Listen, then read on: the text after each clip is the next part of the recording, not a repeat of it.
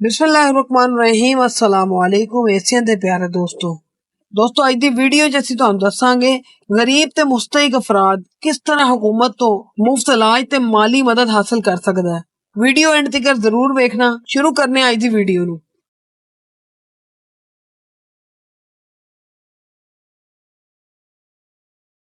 दोस्तों पाकिस्तान बैतुल माल एक खास इदारा बनाया गया सी जिहड़ा मुस्तहिक लोकां वास्ते मदद करदा है।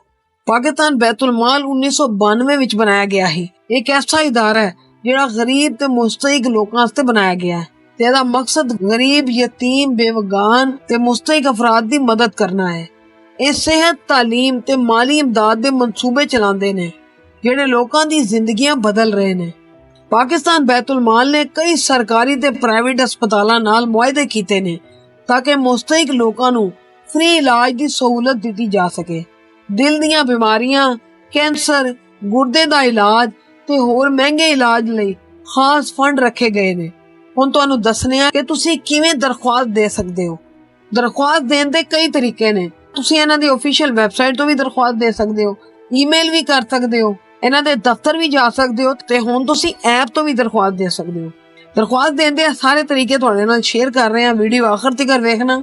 इस वीडियो दी डिस्क्रिप्शन दे विच तुहानूं इन्हां दी वैबसाइट दा लिंक, ईमेल एड्रैस ते ऐप दा लिंक मिल जाएगा। सब तो पहला तरीका जिहड़ा वैबसाइट तो है उन्हां दी वैबसाइट ते आ जाओ, ऑफिशियल वैबसाइट ते आ जाओ उन्हां दी ते रजिस्ट्रेशन फार्म पुर करो जिहदे शनाख्ती कार्ड, मेडिकल रिपोर्ट ते अस्पताल दी तमगीना रिपोर्ट भी अपलोड करनी है। और दूजा तरीका जिहड़ा दफ्तर जाके दरख्वास्त देण दा है, तुसीं सब तो पहले इन्हां दे करीबी दफ्तर जाना है, उन्हां कोलों फार्म हासिल करना है जिहदे उत्ते शनाख्ती कार्ड, गुरबत दा सर्टिफिकेट ते मुतलका कागजात नाल जमा कराने ने।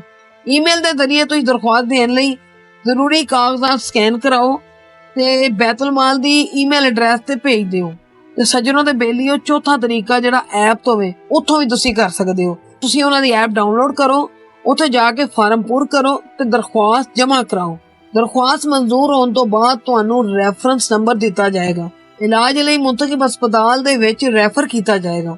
माली इमदाद दी सूरत विच रकम सीधी तुहाडे अकाउंट दे विच या मुतलका मकसद लई दित्ती जाएगी। पाकिस्तान बैतुल माल गरीबां लोकां लई उम्मीद दी किरण है। जे तुसीं या तुहाडे कोई जानन वाले इस दी खिदमत तो फायदा उठाना चाहते ने ते अज ही अप्लाई करो ते वीडियो ज्यादा तो ज्यादा लोकां नाल शेयर करो ताकि लोकां दा भी भला हो सके। साडी वीडियो नूं लाइक करो, शेयर करो ते चैनल नूं सबसक्राइब करो ते कमेंट दे विच अपनी राय या सवाल जरूर दसो।